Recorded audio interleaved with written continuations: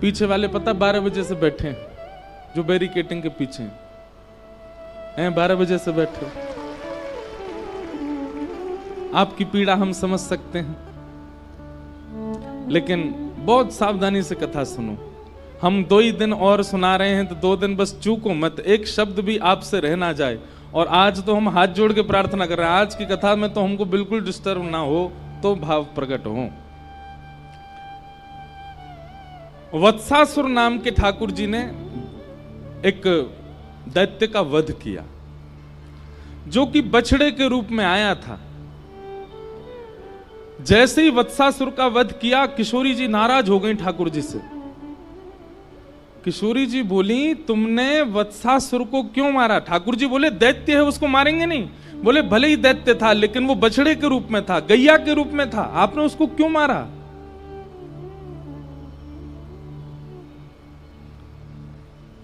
किशोरी जी की ठाकुर जी की नेक नेक नोक झोंक है गई, यही बात सुन। आहा, एक श्लोक है, श्लोक में ही ठाकुर जी और किशोरी जी का पूरा संवाद है। ठाकुर जी किशोरी जी को मनाने गए। अब आपने पदों में तो मान लीला सुनी है, हिंदी में मान लीला सुनी, संस्कृत में मान लीला सुनो। ठाकुर जी गए और ठाकुर जी जाकर के किशोरी जी के द्वार को खटखटा रहे हैं। तो अंदर से किशोरी जी कह रही हैं, कोयम द्वारी, द्वार पर कौन है? तो ठाकुर जी बाहर से कह रहे हैं, हरि ही। अपना परिचय दे रहे हैं, कहा हरि ही, हरि आयो द्वार पर। किशोरी जी बोली, हरि? हरि का मतलब होता है कौन? जो सब चीज हरण कर ले। हरण करना, हरण कौन करता है ब्रज में? बंदर। किशोरी जी बोली, हे बंदर आया मेरे द्वार पे, अरे कोई जाओ या को भगा के आओ। प्राय ही उपवनम सखमृग पात्र किम, अरे कोई वन का बंदर आ गया है मेरे द्वार पे। तब ठाकुर जी कह रहे हैं, अरे नहीं नहीं, वो वाला हरि नहीं, कृष्णो हम दैते, मैं कृष्ण हूं, आपका दैत। दैत कहते हैं घनिष्ठ को। दैत किसको कहते हैं? घनिष्ठ को। बहुत ध्यानपूर्वक सुनो, कृष्णो हम दैत, आपका अत्यंत घनिष्ठ कृष्ण हूं मैं।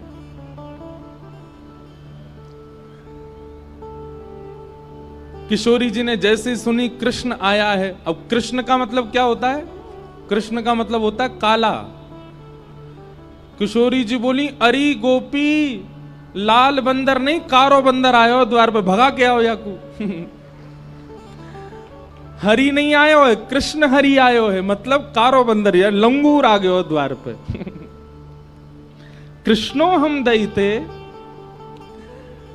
श्री जी बोली, विभेमी नितराम कृष्णात अहम बानरात, अरे काला बंदर आया गोपी, भगा के आओ। लंगूर बंदर तो गोरे बंदर थे, ज्यादा खतरनाक रहे, या को भगा के आओ।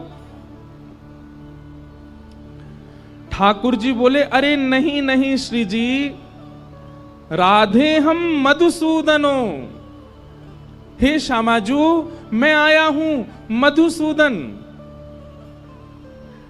किशोरी जी बोली, ओहो ब्रजलताम तमेहि पुष्पान्विताम, अरे सखी देखो तो द्वार पर लगता है मधुमक्खी आई है। अरे द्वार मत खोलियो, भीतर आके दस देगी, लग जाएगी मेरे। ये पूरे ब्रज बीथीन के ब्रज रसन को चखवे वाली मधुमक्खी आई है, ये भौरा आया है द्वार पे, इसको भीतर मत आने देना। ठाकुर जी हर प्रकार से हाथ जोड़ रहे हैं, पाम जोड़ रहे हैं, अपने सब बात बता रहे। ठाकुर जी मूड पकड़ के बैठे, कहा बताऊं? हरि बताऊं तो बंदर सुने, कृष्ण बताऊं तो कारो बंदर, मधुसूदन बताऊं तो यूं सोच रही है कि मैं मधुहार हूं, मैं मधुमक्खी हूं।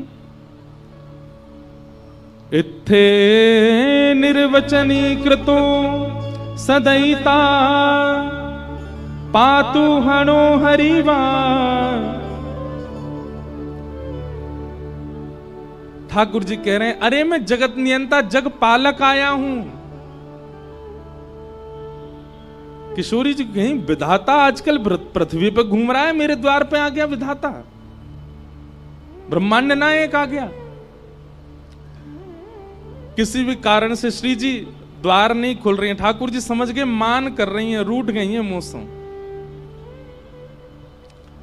अंत तो गत्वा ठाकुर जी कहते हैं, अरे मैं ब्रज बीथीन को दास, ब्रजवासीन को दास, श्यामाजू को दास, आप सब ब्रजवासीन की कृपा दृष्टि से पलवे वारो, आप सबन को दास आयो हूं।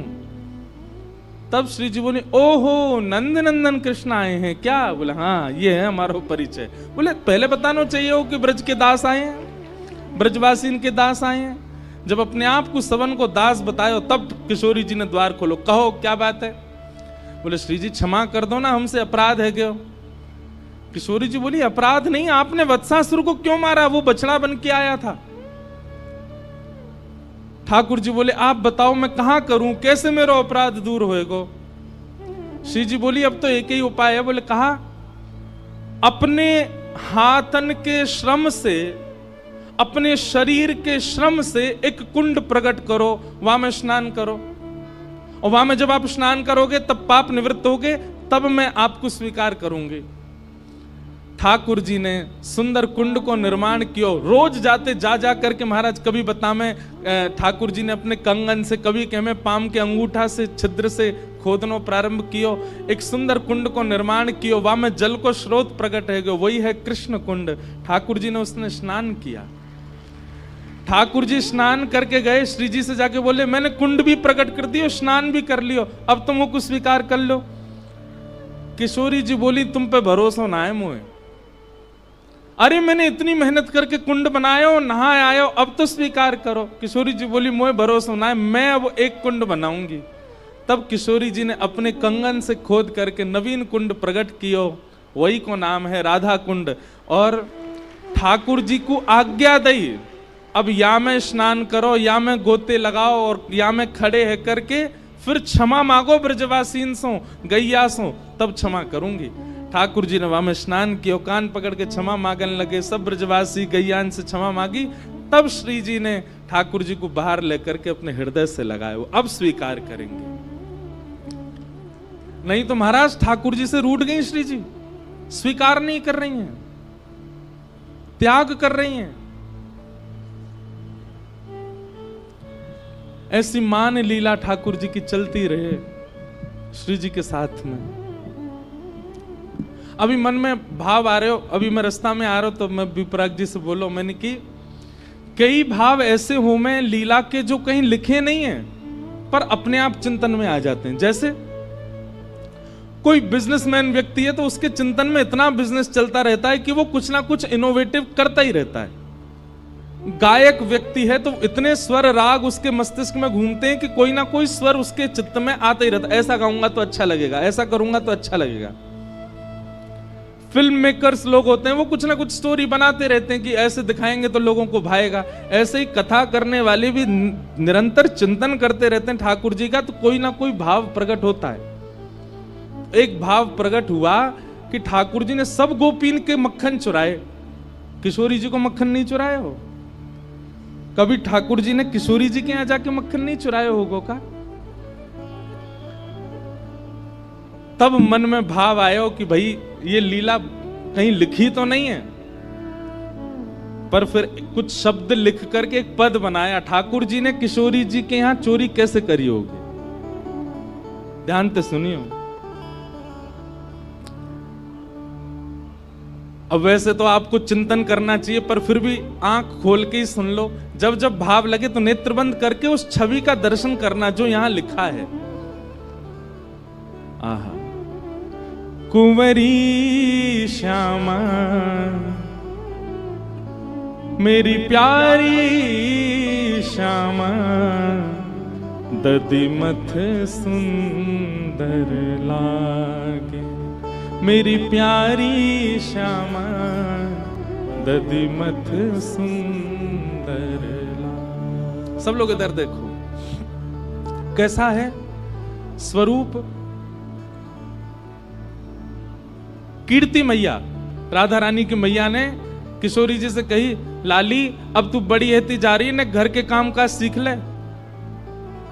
किशोरी जी बोली, कहा करूं मैया? बोले अब तू दही मथनो सीख ले, मक्खन निकारे कर, धीरे धीरे घर के काम ने अपने जीवन में ला। तो किशोरी जी आज पहली बार दधी मंथन कर रही हैं। किशोरी प्यारी दधिमथ सुंदर लागे, किशोरी प्यारी दधिमथ सुंदर। तनिक तनिक हाथन सो मथनी, तनिक तनिक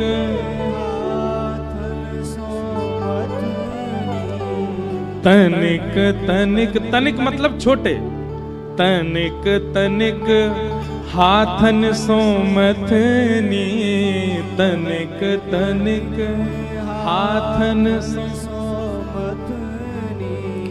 तनिक सी भोरी चलावे किशोरी राधे, तनिक सी भोरी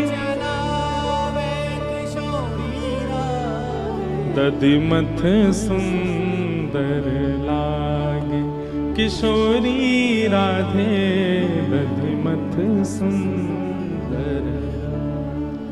आज किशोरी जी ने जैसी मथनी पहली बार चलानो प्रारंभ कियो, सबरे ब्रजमंडल की गोपी इकट्ठी है गई, बधाई गायन लगी, नंगाड़े बजन लगे पूरे ब्रजमंडल में। सब पूछन लगे, अरे भैया काय बात के मंगल गाए जा रहे हैं? बोले आज वृषभानु नंदिनी किशोरी जी पहली बार मक्खन निकाल रही हैं। आहा ब्रजवासीन की भीड़ लगी है, पहलो मक्खन को प्रसाद हमको मिलना चाहिए।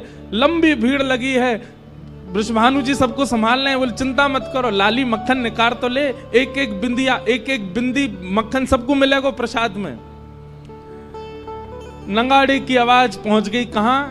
नंदगाम। इतने में दौड़ो दौड़ो मधुमंगल गए और ठाकुर जी के पास। बोले लाला एक नई खबर लेके आया हूं। ठाकुर जी बोले कहा खबर है भैया? बोले बरसाने में नंगाड़े बज रहे हैं। बोले काय बात के नंगाड़े? बोले किशोरी जी मक्खन निकाल रही हैं, पहली बार दही मथ रही हैं। लाला तेने सबरी गोपीन के यहां को मक्खन चुराया, कानी भेणी लूली लंगड़ी सबरी गोपीन के मक्खन खाए, परम सुंदरी किशोरी जी को मक्खन नहीं चुराया तो हम काय बात के चोर? ठाकुर जी ने अपनी कारी कमरी उतारी, कमर पे बांधी। बोले सही कह रहा हूं मधुमंगल, यदि किशोरी जी के हाथ की मथी भई दधी ते निकरो भयो मक्खन हमने नहीं पाया तो कहां पायो? मधुमंगल बोलो योजना तो ऐसी है कि किशोरी जी के हाथ से निकरो मक्खन सबसे पहले कुल देवी को पधराया जाएगा। लाला तू कछु कर, कैसे करके वह माखन को खाए के आ। हमारे लाल जी पे मैं एक बात कहूं, कछु करनो आवे चे नहीं आवे, एक काम बहुत बढ़िया आवे। कहा छोरी बननो बहुत बढ़िया आवे। नेक में ही अपने केस खोल दिए, आंखन में काजल लगा लियो, मुख पे लालिमा लगा ली और सोई महाराज कोई छोटी सी गोपी की बढ़िया सुंदर पोशाक लियाए, नीचे पहनी ऊपर चुनरी डाली, हाथन में छोटी छोटी चूड़ी पहन ली। नेक से हैं ठाकुर जी, ज्यादा से 4-5 साल के होंगे। नेक नेक सी चूड़ी पहन ली, पामन में पाजेब पहन ली और नेत्रन में काजल लगा लियो। कैसा लग रहा हूं? मधुमंगल बोलो लाला तू छोरी होता तो भगा ले जाता मैं, इतना प्यारो लग रहा है। अरे बाल ब्याह कर लेते तो अब तू जल्दी जा, नहीं तो मैं तुझे ब्याह ही कर लूंगा। ठाकुर जी छोटी सी सखी बन करके मक्खन चुराने जा रहे हैं। कौन को? श्री जी को, श्री राधा रानी। ये लीला कहीं लिखी नहीं है, ये चिंतन में आई लीला है, ये भाव में आई लीला है। आहा बेवस भय धाये नंद नंदन, बेबस भय। गाओ, ताली मत बजाओ पर पीछे गाओ। बेबस भय धाये नंद नंदन, बेबस भय। कैसे? सखी को रूप धराए, सखी को किशोरी राधे दधिमथ सुंदर लागे, किशोरी राधे दधिमथ। ठाकुर जी पहुंच गए बरसाने। अब नेक्स्ट सी गोपी बन के गए, कोई ना रोको ही ना, सीधे पहुंच गए भवन में। चारों तरफ गोपियां खड़ी हैं, और उन गोपीन की छोटी छोटी लाली खड़ी हैं, वहीं पर ठाकुर जी भी जाके खड़े है गए। गोपीन को लगी कोई बरसाने की गोपी की छोरी होगी छोटी। ठाकुर जी आके खड़े है गए, चुपचाप देख रहे हैं। छोटे छोटे से हाथ हैं किशोरी जी के, नेक सी मथनी ऐसे मथ रही है, वहां में ते धीमे धीमे दधी नीचे जा रहा है, छाछ नीचे जा रही, मक्खन ऊपर आ रहा है। ठाकुर जी के मुंह ते लार टपक रही है। बीच बीच में ऐसे अपने मुंह को साफ कर रहे हैं और बस योजना बना रहे हैं कैसे चुरा के भागूं याकू। इतने में ही कीर्ति मैया बोली, अरे चलो सखी, आज पहली बार किशोरी ने मक्खन निकालो है, या मक्खन को भोग कुल देवी को लगाएंगे। सब जाओ कुल देवी के यहाँ व्यवस्था करो, नए नए वस्त्र पहन के आओ। अरे लाली तू भी जा, नए वस्त्र पहन के आ, मक्खन लेके कुल देवी को पूजन करवे जाएंगे। कुल देवी को भोग लगाओ, कुल देवी को भोग लगाओ। सुन मोहन घबराए, सुन मोहन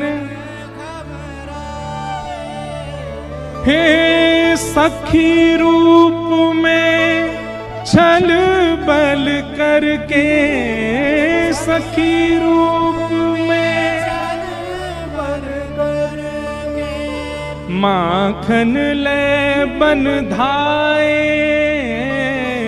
माखन ले बन धाए। सब सखियां सजवे जा रही हैं, किशोरी जी तैयार हुए गई हैं, वहीं मटकी में मक्खन रख के चली गई हैं सब कि अब सब जाओ तैयार है लाओ। सब निकलती गई, ठाकुर जी वहीं कोने में छुप के खड़े है गए।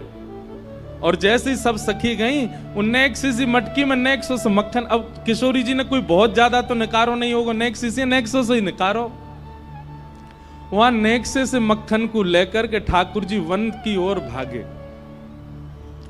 और वन में भाग करके ठाकुर जी ने अपना श्रृंगार आदि सब उतारो, एक वृक्ष के ऊपर चढ़ गए। सैन नहीं है रोए, किशोरी जी ने मक्खन निकारो, याकू तो मैं प्रेम से पाऊंगो। कहा भयो, जैसे ही प्रथम मक्खन उंगली में लेकर के मुख से लगायो तो कहा भयो, माखन को जब अधर लगायो, माखन को जब अधर लगायो, गिरधर बेसुध पाए, गिरधर ठाकुर जी ने जैसे ही मक्खन नेक अपनी जीभ पर रखो, वो एक बिंदु रखते ही नेत्र बंद है गए। किशोरी जी को स्मरण है लगो, तनिक तनिक से हाथन सो कैसे श्रम करके किशोरी जी ने मक्खन निकाल के मटकी में धरो। इन्हीं सब चिंतन में आकर के ठाकुर जी तो वहीं मूर्छित है के गिर पड़े, बेसुध है गए। एक हाथ में मक्खन लगो, दूसरे हाथ में मटकी, ठाकुर जी पड़े बेसुध। श्री राधा श्री राधा श्री राधा श्री राधा, बस वही स्मरण चल रहा है मन में। यहां सब सखी आई और जैसे ही आकर के देखो महाराज मक्खन तो गायब है गयो, मटकी कोई लेके भाज गयो। पूरे बरसाने में हल्ला है गो, अरे मक्खन चोरी है गो, मक्खन चोरी है गो, मक्खन चोरी है गो। किशोरी जी बोली, मक्खन लेके कौन चलोगो? किशोरी जी के तो नेक नेक अश्रुबिंद आ गए, पहली बार मक्खन निकालो वो कोई लेके भाज गो। तभी किशोरी जी की छोटी छोटी सखियां ललिता विशाखा भी आई और बोले मक्खन चोर तो एक ही है पूरे ब्रजमंडल में, हमें ऐसा लगा वहां कुछ सुगंधी आ गई होगी श्यामाजू और वो ही आकर के लेके गए, पर वो कैसे आ सके यहाँ पे? हम तो नेक देर को गए, इतनी देर में भी कोई ना आयो, द्वार आदि सब बंद रहते। विशाखा बोली, अरे बड़ो छग्म भेषी है, नेक में ही गोपी बन जाए, कुछ तनिक सी छोरी बन के आएगो होगो लेके भाज गो, मैं सब जानू वाकू। श्यामाजू आप तो चलो नंदगाम के मार्ग पर चलें, वन में ढूंढेंगे मिल जाएगो। और किशोरी जी सब सखीन के संग गई और तभी कहा, देखो एक कदम वृक्ष के नीचे ठाकुर जी ने सखी को रूप धारण कर रखो है, केश खोल रखे हैं, चुनरी पड़ी है, बेसुध अवस्था में पड़े हैं।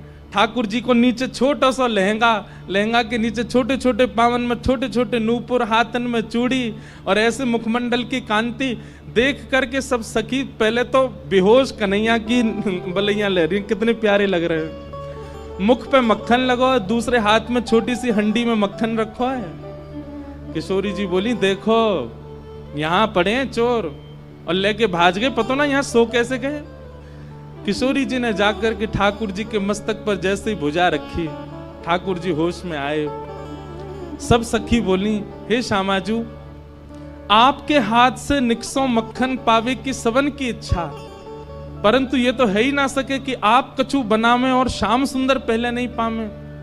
अब श्याम सुंदर ने अधर पर धारण कर ही लिया है, हम सब सखीन की बड़ी अभिलाषा है कि आपको प्रसाद हमें मिले, तो आप कृपा करो यही मक्खन जो श्याम सुंदर के अधर पर लगो है, आप अपनी भुजा से लेकर के हम सब सखीन को बांट दो। और ठाकुर जी के मुख पे लगो मक्खन ही सब सखीन में बांट दियो। और या तरीका से किशोरी जी के हाथ से निकसो हुए मक्खन ठाकुर जी ने प्रसादी करके पूरे ब्रजमंडल में बंटवायो है। बोलो बाल कृष्ण लाल की, किशोरी राधे दधिमथ सुंदर लाल, किशोरी राधे दधिमथ सुंदर। ऐसी ठाकुर जी की अब वृंदावन आने के बाद में ये निकुंज लीला प्रारंभ हो गई है। किशोरी जी के साथ मान लीला, किशोरी जी के साथ में दान लीला, किशोरी जी के साथ में अद्भुत अद्भुत लीलाओं को ठाकुर जी प्रकट कर रहे हैं।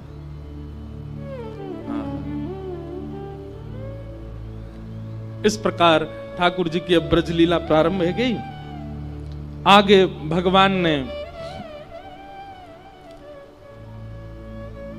वेणु गीत के माध्यम से ब्रज की गोपीन को अपने वनचर रूप को दर्शन करायो, वनवासी रूप को दर्शन करायो। वन में जब ठाकुर जी जामे तब कैसे लगे, वह रूप को आस्वादन करायो। एक दिन मधुमंगल ठाकुर जी ते बोला, बोले लाला तेरी बड़ी पूजा होवे, तू कहीं चलो जाए, सब तो को बहुत वंदन करें, संत भी तेरे चरणन को धोमे, गोपी तेरी बलैया ले में, सब तेरी इतनी जय जयकार करें, कभी कभी हमारा मन करे कि ऐसा हमारे साथ कब होएगो। ठाकुर जी बोले भैया मेरी तरह राक्षसन को मार दे, तेरे बल बल सब बलैया लेंगे तो सब प्रणाम करेंगे। मधुमंगल बोलो जे बात ना है लाला, ये जरूर तेरी पोशाक को कोई कमाल है। ये तू मोर पंख पहन के आवे, कारी कमरी कमर में बांध के आवे, पीली पीतांबरी पहन के आवे, यही से आकर्षण बने सबन को। ठाकुर जी बोले तो कहा करोगे, बोले कल मैं हूं ऐसे पहन के आऊंगा। और दूसरे दिन मधुमंगल भी ठाकुर जी की तरह पगड़ी बांध के, वहां में मोर पंख लगा के, कमर में काली कमरिया बांध के, और बढ़िया ठाकुर जी की तरह वैजंती माला पहन के, और जैसे ठाकुर जी टेढ़ी मेढ़ी चाल चले ऐसे चलतो भयो, वंशी बजातो भयो, मधुमंगल आगो। ठाकुर जी बोले मधुमंगल कहा कर रहा है? बोले लाला अब तेरी तरह मैं हूं डोले करूंगा, सब मेरू बलैया ले करेंगे, मेरू आरती करे करेंगे। ठाकुर जी बोले बाप डोए अपने रूप में रहे, दूसरे की नकल का करे ना लाला, मैं हूं पुजवाऊंगा, मैं हूं गोपीन से बलैया लबाऊंगा अपनी। ठाकुर जी बोले करवा ले। ठाकुर जी बोले मैं तो जा रहा हूं जमुना स्नान को, और यमुना स्नान करने के लिए ठाकुर जी गए। ठाकुर जी ने सबरी पोशाक उतार दी अपने।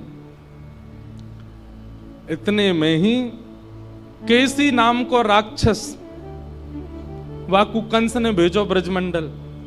केसी ने कही आपके शत्रु कृष्ण का हुलिया बताओ। कंस बोलो मोर पंख पहने, कमर में काली कमरी बांधे, बंसी बजावे, टेढ़ी मेढ़ी सी चाल चले, वो ये मेरो शत्रु। केसी बोला अभी रुको मैं जाके देख के आता हूं। केसी राक्षस जैसे, ठाकुर जी तो स्नान कर रहे थे जमुना जी, मधुमंगल डोल लो बाहर। इतने में ही केसी राक्षस आयो, मधुमंगल के पीछे ही भागो।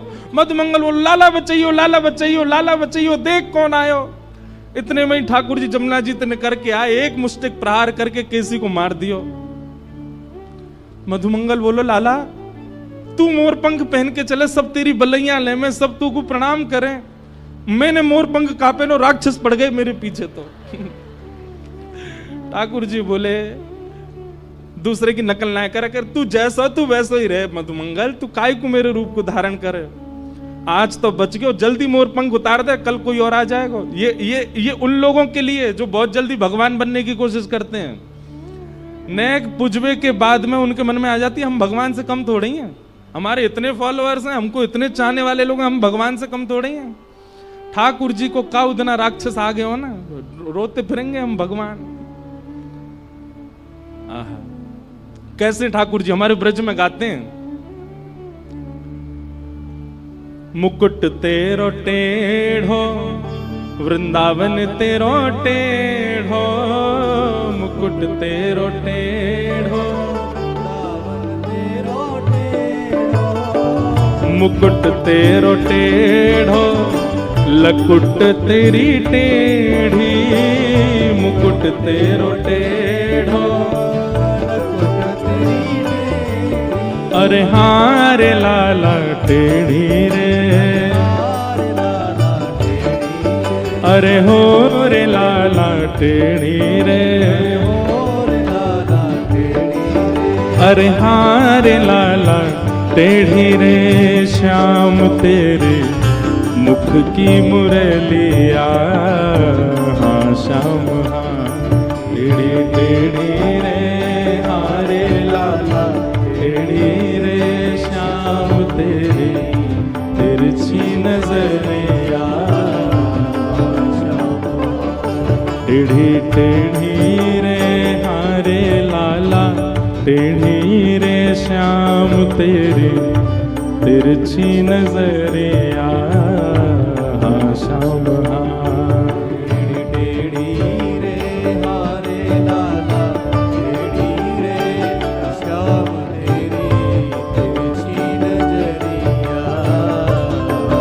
और क्या कह रहे हैं, गोपी सब टेढ़ी और ग्वाल सब टेढ़े, गोपी सब टेढ़ी और ग्वाल सब टेढ़े, गोपी सब टेढ़ी और ग्वाल सब टेढ़े, गोपी सब टेढ़ी और ग्वाल सब टेढ़े, अरे हाँ रे लाला टेढ़ी रे, अरे हाँ रे लाला टेढ़ी रे, अरे हो रे लाला टेढ़ी रे, अरे हो रे लाला टेढ़ी रे, अरे हाँ रे लाला टेढ़ी रे, श्याम तेरे यशोदा डुकरिया, हाँ श्याम हाँ टेढ़ी टेढ़ी रे, हाँ रे लाला टेढ़ी रे, श्याम तेरी यशोदा डुकरिया, हाँ श्याम हाँ टेढ़ी। भक्त सब टेढ़े भगतानी सब टेढ़ी, भक्त सब टेढ़े भगतानी सब टेढ़ी। आप विश्व में हर देवता के उपासक भक्तों से मिलो, पर हमारे कन्हैया के उपासक भक्तन से मिलो, अजीब ही होंगे, अलग ही हैं सब अंशों। बिना बात के रोते भये मिलेंगे, बिना बात के व्याकुल मिलेंगे, बिना बात के ब्रजरज बताओ मट्टी लगाए डोले अपने सिर पे, वो दुनिया के लिए मट्टी है, उनके काजे तो श्री कृष्ण रज है। भूखे प्यास रह लेंगे, संत जनन के पीछे पीछे डोलेंगे। हमारे वृंदावन में आकर के देखो कैसे ब्रह्मचारी बनकर के, कैसे विरक्त बनकर के, बैरागी बनकर के रहते हैं भक्त। क्यों?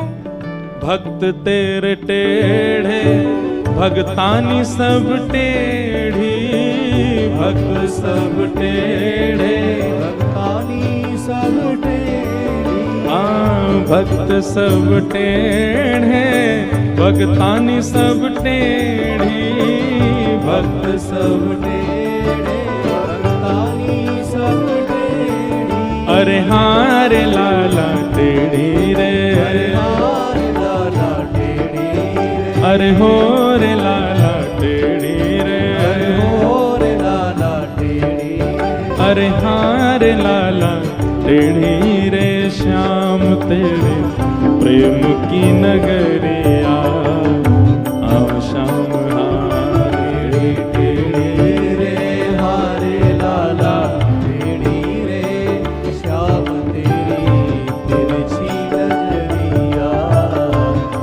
श्याम तेरे टेढ़ी रे, श्याम तेरे टेढ़ी रे, श्याम तेरे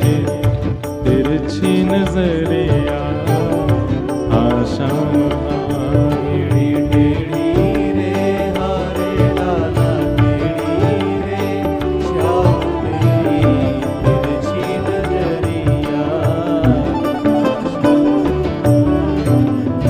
ऐसे ठाकुर जी की ब्रज लीलाएं सब चल रही हैं। एक दिन ठाकुर जी गैया चरा के लौटे तो महाराज पूरे ब्रजमंडल में देसी घी की सुगंध, सब ब्रजवासी 56 भोग बना रहे हैं। ठाकुर जी ने जाके पूछी, भैया ये 56 भोग कौन के काजे बननो है? नंद बाबा ने बताई, बोले लाला हम सबन को देव है इंद्र, वह इंद्र को साल में एक बार 56 भोग लगाए के हम प्रसन्न करें, सो वहां से वो हमारे खेत में अतिवृष्टि अनावृष्टि ना करे। ठाकुर जी ने जब ये बात सुनी तो ठाकुर जी बोले, केवल इंद्र के चाहवे से खेत नहीं बचेंगे, सूर्य की भी प्रसन्नता होनी चाहिए, वायु की भी प्रसन्नता होनी चाहिए, वरुण की भी प्रसन्नता होनी चाहिए। और ऐसे तो 33 कोटि देवता हैं, कितने देवतान्य मनाओगे? ब्रजवासी बोले, लाला तो हम कहा करें? बोले 33 करोड़ देवतान के एक मूल आधार हमारे ब्रजमंडल में श्री गोवर्धन नाथ है। इनको पूज लो तो सारे देवतान की पूजा है जाए। ब्रजवासी बोले, लाला हम तेरी बात कैसे माने? नेक्स्ट सो तू 6.5-7 वर्ष को तेरे कहे थे हम बरसंत चली पूजा कैसे छोड़ दें?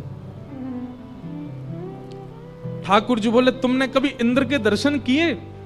ब्रजवासी बोले, ना है। इतने वर्षन ते सेवा करते आए, इंद्र के कभी दर्शन ना है भय, लेकिन मैं वचन दे रहा हूं गिरिराज जी की सेवा करवे चलो, गिरिराज जी प्रकट है के दर्शन देंगे। तो देव दर्शन के प्रलोभन में ब्रजवासी 56 भोग लेकर के गोवर्धन गए और ठाकुर जी गिरिराज जी लेकर के गए और वहां जाकर के समस्त ब्रजवासी ने 56 भोग ठाकुर जी को पधराए। गिरिराज जी की परिक्रमा करी, अभिषेक कियो, मानसी गंगा से स्नान आदि करायो। तभी इंद्र को पतो चली कि मेरी पूजा ब्रजवासी ने बंद कर दी। ये कल कथा का क्रम था, इसलिए हम आज सूक्ष्म में कह रहे हैं। इंद्र ने मेघ मालाओं को आज्ञा करके कहा कि जाओ ब्रजमंडल पर इतनी वर्षा करो पूरा ब्रजमंडल डूब जाए। और काली काली मेघमालाओं ने आकर के पूरे ब्रजमंडल को घेर लिया, घनघोर वर्षा होने लगी। त्राहिमाम कह के ब्रजवासी भाग रहे। हम तो पहले ही मना कर रहे, इंद्र की पूजा बंद मत करो। नेक्स्ट सो लाला या की बात मान करके सबन ने ये गिरिराज जी पूज दिए, है गो इंद्र नाराज। ठाकुर जी बोले, देखो भक्ति में चाहे जो बात आ जाए, अविश्वास कभी नहीं आना चाहिए। बहुत ध्यान से सुनिए, आपके साथ घटने वाली घटना से कभी आपके चित्त में ऐसी भावना आ जाती है कि भगवान ने मेरे साथ उचित नहीं किया, यह सबसे बड़ा अपराध है भक्ति में। आप उनसे पूछा कीजिए जिनको जन्म से नेत्र ही नहीं मिले हैं, आप उनकी ओर देखा कीजिए जिनके जन्म लेते ही माता पिता भी कई बार चल बसते हैं।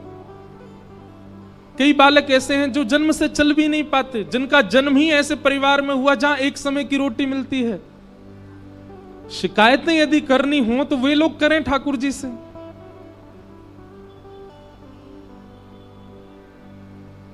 भैया कभी भी ठाकुर जी के प्रति ऐसा अविश्वास चित्त में मत लाओ कि ठाकुर जी ने ऐसा क्यों किया। हमारे साथ जो होता है वो हमारे प्रारब्ध कर्म हैं, हम ही उसके कारण हैं। हमने ही कुछ ऐसा किया है जिसके कारण हम उसको भोग रहे हैं। मैं अपनी कथा में एक बात कहता हूं, इतना बड़ा ब्रह्मांड और उस ब्रह्मांड में हमको दुख सुख देने के लिए ठाकुर जी पे समय है। ठाकुर जी कभी ये सोचते होंगे मुझे इंद्रेश को ये देना है, मुझे इंद्रेश के साथ ऐसा करना है? अरे इतना समय है उनके पास, उनको दिखते भी होंगे हम कहीं पर।